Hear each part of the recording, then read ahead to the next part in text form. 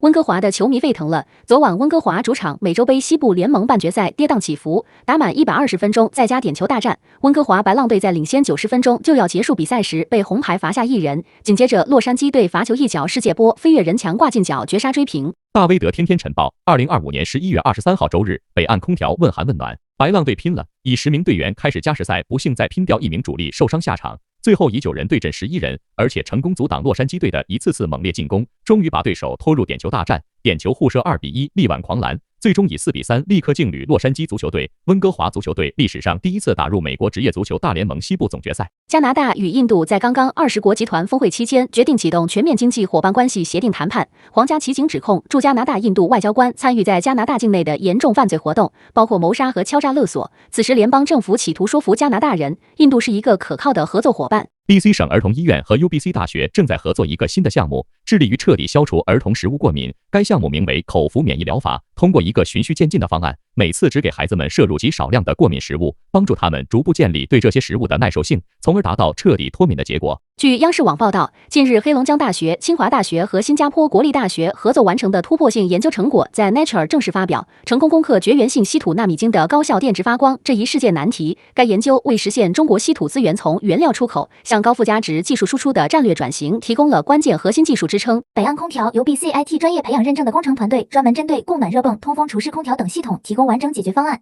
整体安装、调试、检修和服务，为您和家人度过一个暖意融融的舒适冬季保驾护航。今天就拨打电话23686377766，预约免费上门评估吧。大威德天天晨报由大威德登山队社团和德国 PM 全效营养素 Niki 团队特别支持播出。